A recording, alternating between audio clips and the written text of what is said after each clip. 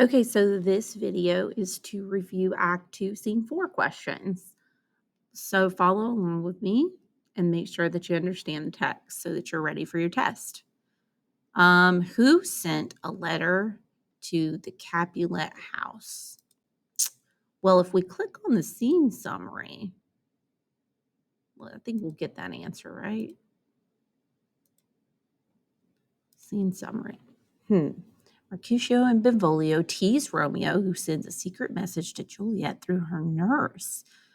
We got a list of characters right here.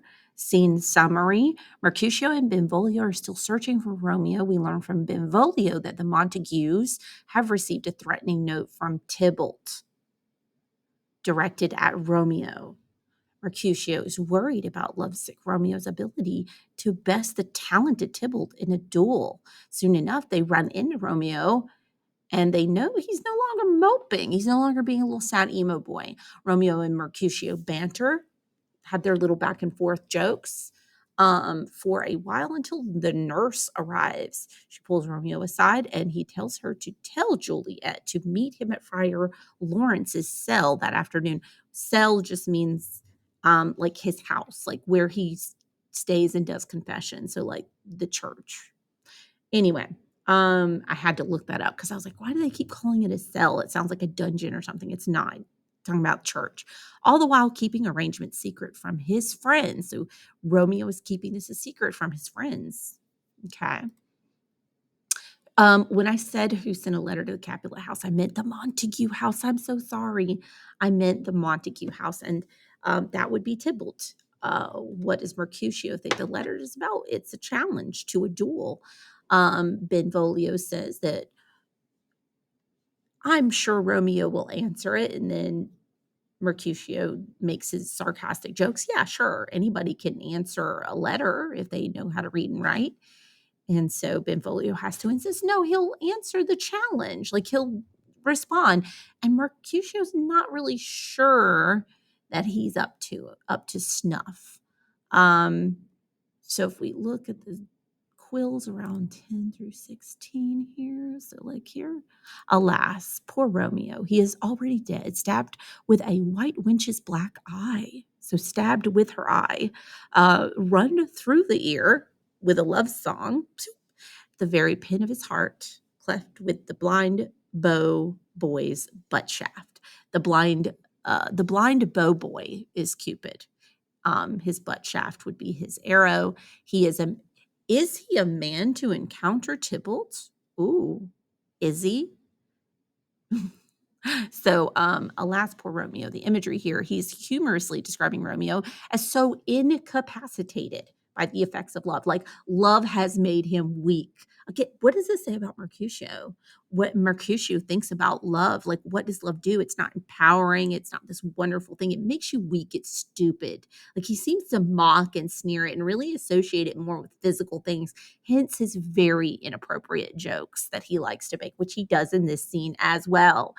Anyway, he's been pierced in the heart by Cupid, blah, blah, stabbed in the, okay. Yes, right. He is weakened by his love. So why is Mercutio saying Romeo's already dead? Well, he's been incapacitated by love. And what does it have to do with Romeo facing Tybalt? I guess it makes him weak. Love is making him weak.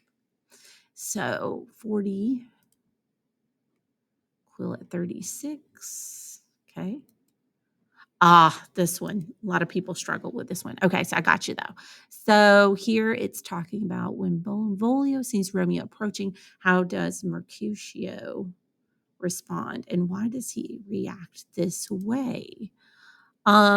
So Benvolio says, here comes Romeo, and Mercutio says, oh, he only cries, oh me, because his name is missing the roe, as surely as the roe is gone from a dried herring. What? What is he on about? What is my man on about? So there's wordplay here. So he's saying like the name Romeo. He's saying, oh me, because he's missing the roe in his name. Roe is fish eggs. It's just It's a name for fish eggs.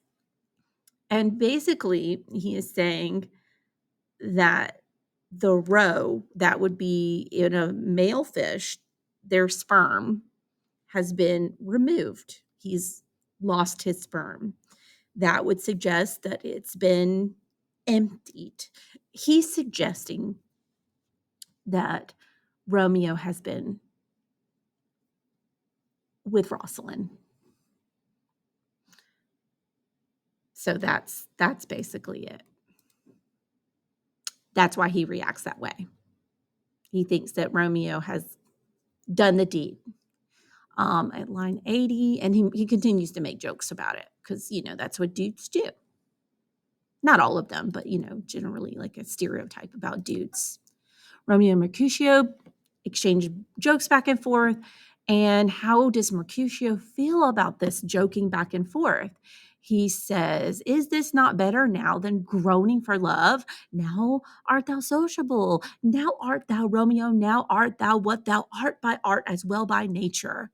This driveling love is like a great natural that runs lolling up and down to hide his bauble in a hole. Equating love with sex through metaphor. Mercutio is saying, "Isn't this joking better than sighing for love? Now you're being sociable. You're back to your old self." He's relieved. He's happy to see that Romeo's not sad and moping around anymore. He's happy about the banter.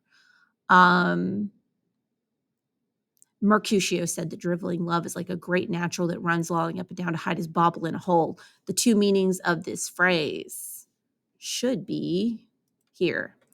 Mercutio compares someone in love to a mentally disabled person playing with a bauble or a toy. That's one meaning, but it also refers to the name of a staff carried by a court jester and was often used for making obscene gestures. So it's a lewd thing. Talking about hiding a bauble in a hole. We all know what you mean, Mercutio. You saucy boy. Anyway, what does it reveal about Mercutio's attitudes? Driveling, like it's something that some stupid people do. Stupid people fall in love and get lovesick. It's stupid. Love is stupid. Love is dumb. It's only really about sex for Mercutio. Moving on. The speech bubble at 96. The nurse tells Peter to give her fan, and Mercutio said, "Good Peter, please do so," to hide her face, for her fan's the fairer of the two. The fan's more attractive than her actual face, so he's calling her ugly, right? Duh. 128. See, a lot of these is just a matter of just click on the things, read the summary. It's so simple. Click the speech bubble at 128. Let's look for 128. Where is it? Speech bubble. Okay. The nurse says goodbye. So this is after they've had this long exchange. Mercutio has been very rude to her. "Excuse me, sir, who was that rude man who spoke like such a rogue?" And Romeo says, "A gentleman who loves to hear himself talk will say more in a minute than he'll defend in a month," talking about his friend. Kind of, in a way, kind of apologizing for his friend's rude behavior. And the nurse says, "If he says anything against me, I'll bring him down, even if he were more arrogant than he is and accompanied by 20 other rascals just like him. If I can't do it, I'll find someone that can. Bastard, I'm not one of his floozies." And then she looks at Peter, her, fellow servant that's with her, "And you just stand by while every rascal uses me for his pleasure." So she's upset. She is angry. She threatens. She's the nurse. She is loud. She is fierce. She's silly. So what is her reaction? Mercutio's anger, hostility, right? 141. Why is the nurse there? Indeed, we know why. The promise they made the night before at the balcony. The nurse is the one that Juliet has sent, the messenger. So Romeo will play messenger for himself. So I'm so irritated. The part of me. So I beg a word with you. As I told you, my young mistress asked me to find you. But first, let me tell you, if you have bad intentions, it would be very terrible behavior to pursue her. For my young lady, my lady is young, and if you just deceive her, you are truly a poor choice for any woman.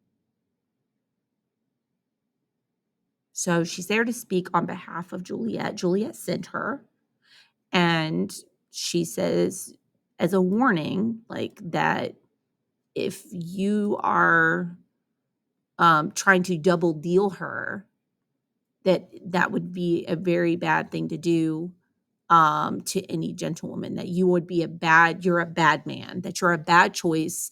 No one should want to be with you. So she just doesn't really threaten him, but she does tell him that she does cast potential judgment on him if he is doing any double dealing.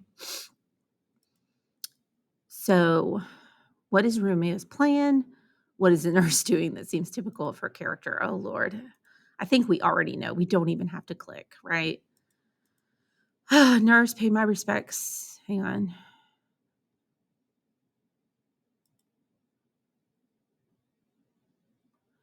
Nurse, pay my respects to your lady and mistress. I swear to you, the nurse says, interrupts him. See the dash? She interrupts him. Good gracious, I will tell her exactly that. My lord shall be so happy. Romeo's like, what are you going to tell her? You're not paying attention to what I'm saying. And the nurse says, I'll tell her so that you swear before God, which is, I take it's coming from a gentleman like you, can mean nothing else but an offer of marriage. And Romeo's like, ask her to make up some excuse to come make confession this afternoon at Friar Lawrence. There she'll have her sins absolved and be married. So here's something for your trouble. And then he gives her a coin, right?